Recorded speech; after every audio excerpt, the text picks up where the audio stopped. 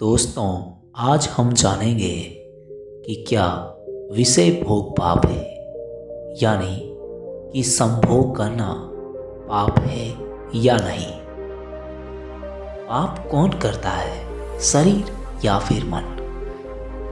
जब नई नई शादी होकर एक दुल्हन अपने ससुराल से अपने मायके आकर पिता को गले लगाती है और वही स्त्री जब वापस ससुराल जाने के बाद रात को अपने पति को गले लगाती है, इन दोनों घटनाओं में क्या फर्क है। जब एक पिता अपनी बेटी को गले लगाता है तब उसमें वासना नहीं होती, लेकिन जब एक पति अपनी पत्नी को गले लगाता है तो उसमें वासना होती है।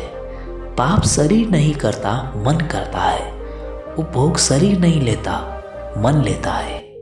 इन सब बातों का मतलब यह है कि विषय भोग लेते समय अगर उसमें हमारा मन लगता है तो वो पाप होता है।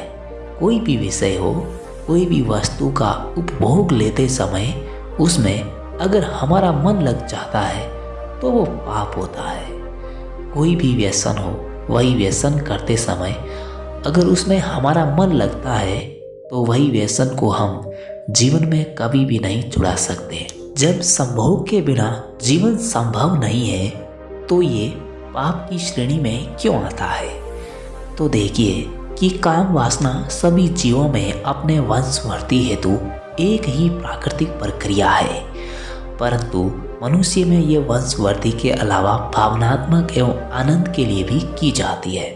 अगर ये काम वैध तरीके से सिर्फ वंशवृद्धि के लिए किया जाता है तो ये पाप की श्रेणी में कदापि नहीं है। हाँ, यदि अवैध रूप से किया जाता है तो निश्चय ही कुछ तो गलत है।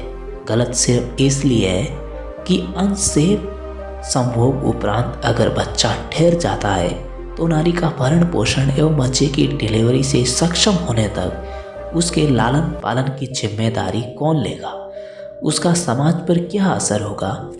इन सब झंझटों से मुक्ति के लिए इस कार्य को पाप की श्रेणी में रखा गया है। इसलिए भारत में हिंदू धर्म में एक पत्नी का ही कानून है।